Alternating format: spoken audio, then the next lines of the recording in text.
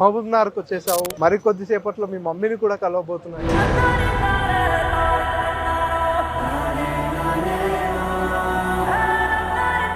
బాబా blogs అనే YouTube ఛానల్లో రష్యాలో ఉద్యోగాలు, బాబా బ్లాగ్స్ లో వీడియో చూసిన తర్వాతనే నువ్వు రష్యాకి వెళ్ళావా, లేకపోతే ఇంకెవరైనా మీ స్నేహితులు అక్కడ ఉంటే వెళ్ళావా? వీడియో చూసిన తర్వాతనే ఆయనకి కాంటాక్ట్ చేసి చేతిలో తుపాకీ ఇవ్వడం ఏంటి? ట్రైనింగ్, తుపాకీ ట్రైనింగ్. మొబైల్లోకి ఎవరితో కాంటాక్ట్ లేదు.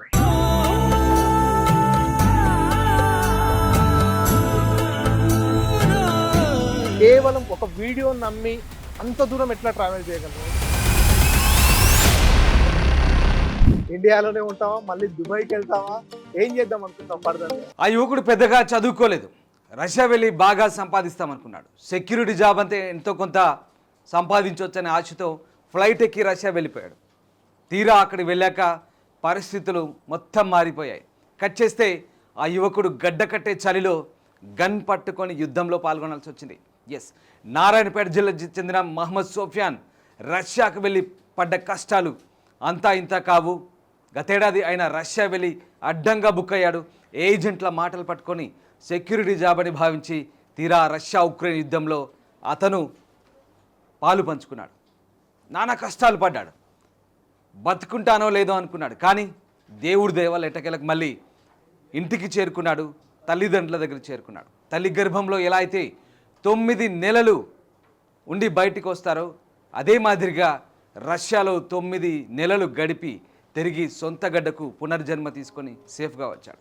ఇది నారాయణపేట జిల్లా చెందినటువంటి యువకుడు మహమ్మద్ సోఫియాన్ స్టోరీ.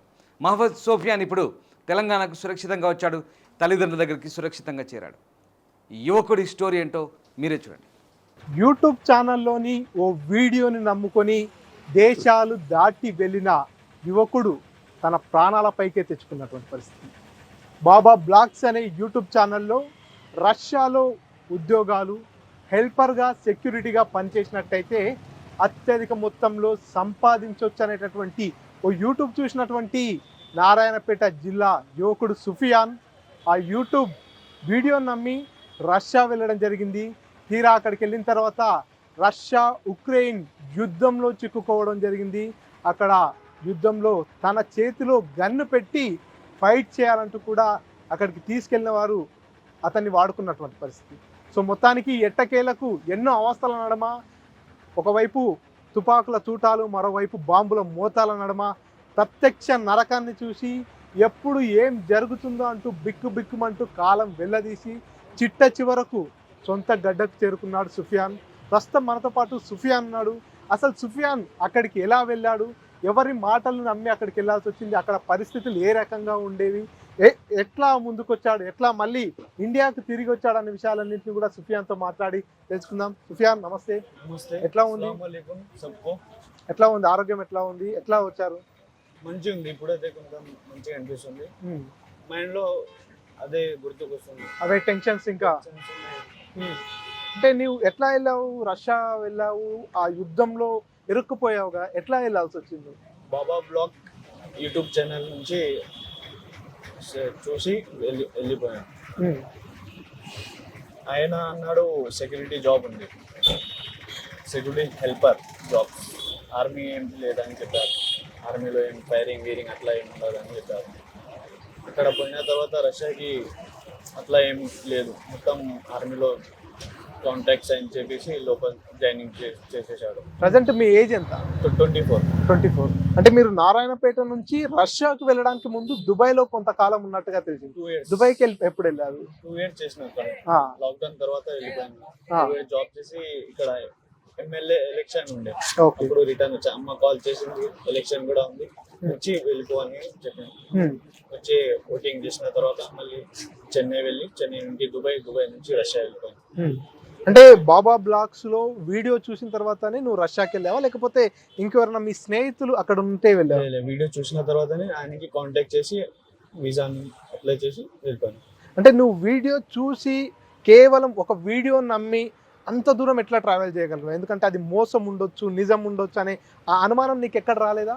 ఆయన एजेंट तो మాట్లాడితే నమ్మేసిన मतलब जो बोला हम लोग यकीन किए जो हमारा एजेंट है उस पर यकीन करके हम लोग गए हम लोग पूछे भी ऐसा कुछ भी प्रॉब्लम तो नहीं होगा ऐसा कुछ भी नहीं है आपको सिक्योरिटी हेल्पर जॉब मिलेगा 3 महीना ट्रेनिंग रहेगा 3 महीने ट्रेनिंग के बाद फिर आपको 1 लाख रुपए सैलरी वैसा बता रहा था నెలకు ₹1,00,000 ₹1,00,000 అంటే నీకేమన్నా ఎవిడెన్స్ లాగా చూపించాడా వేరే వాళ్ళు అక్కడ పని చేస్తూ ఇంత ఎర్న్ చేస్తున్నారు అనేటట్టు నీకు నమ్మించేందుకు ఏమైనా ఎవిడెన్స్ వీడియోస్ ఏమైనా చూపించాడా లేదు వీడియోస్ ఏం చూడాలి కేవలం తను చెప్పిన మాటలు నువ్వు నమ్మేసి సో అక్కడికి వెళ్ళిన తర్వాత ఎట్లా ప్రాసెస్ స్టార్ట్ అయింది చెన్నై నుంచి దుబాయ్ వెళ్ళాం దుబాయ్ నుంచి మోస్కో వెళ్ళాం రష్యా బాబా గ్రూప్ ఉంది వీళ్ళది మొత్తం ఏజెంట్ గ్రూప్ మొత్తం ఉంది అక్కడ మోయిన్ కూడా ఉన్నాడు ఆయన తర్వాత నైజిల్ ఎయిర్పోర్ట్ వచ్చి మనకి తీసుకెళ్ళాడు అపార్ట్మెంట్లో వెళ్ళి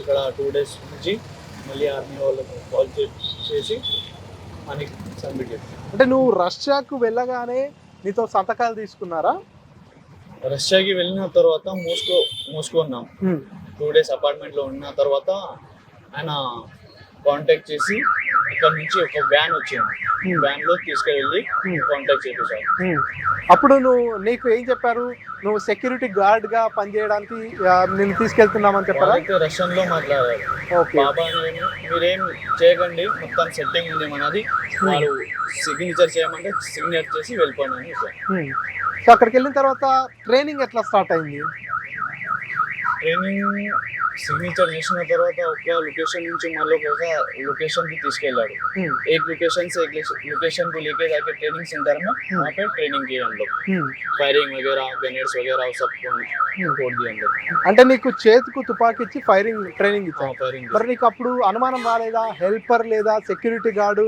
చేతిలో తుపాకీ ఇవ్వడం ఏంటి ట్రైనింగ్ తుపాకీ ట్రైనింగ్ నాకు మొబైల్ లోకి ఎవరితో కాంటాక్ట్ లేదు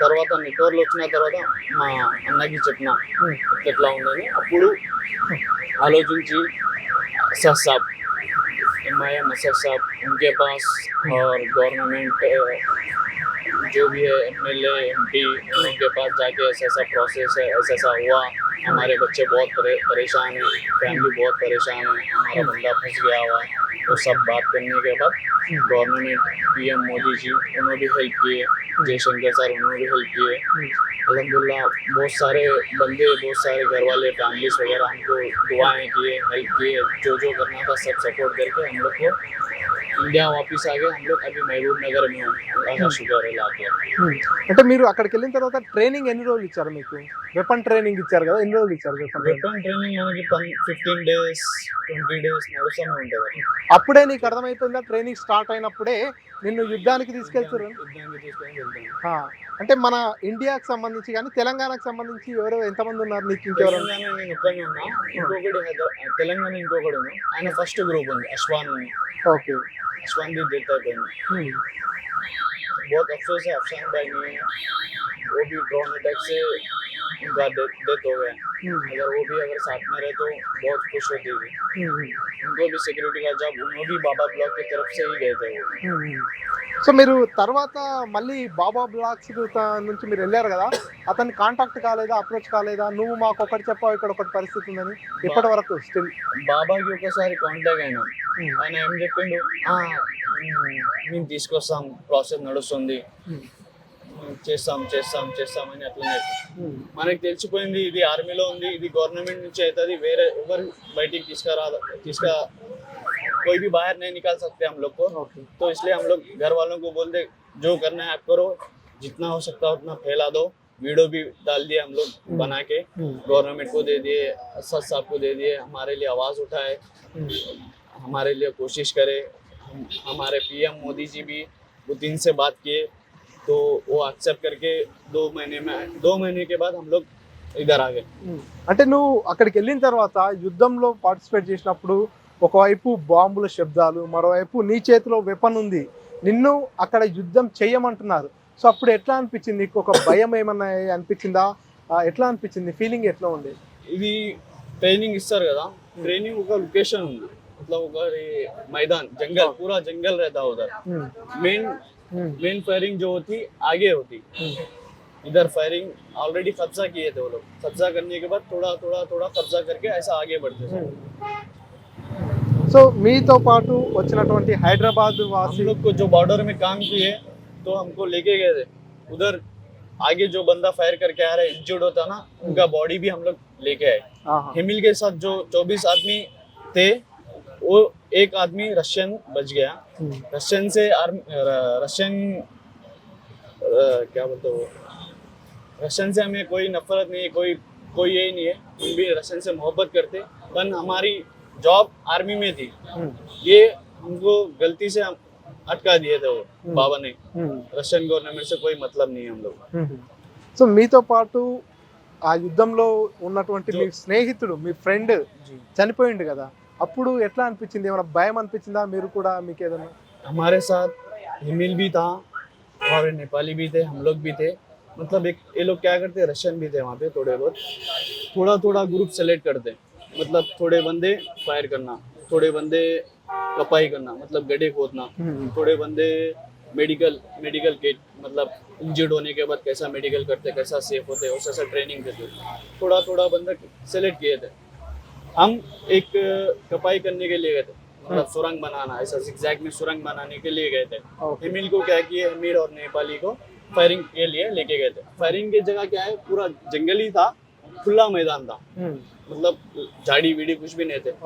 उसकी डेथ ऐसी हुई जैसे कि ड्रोन अटैक, मतलब ड्रोन वॉच करके ना मिसाइल डाल के स्पॉट डेथ हो गई। और रशियन की भी डेथ हो गई उधर। 24 आदमी थे, एक आदमी इंजर्ड हुआ, बाकी के पूरे डेथ हो गए सर।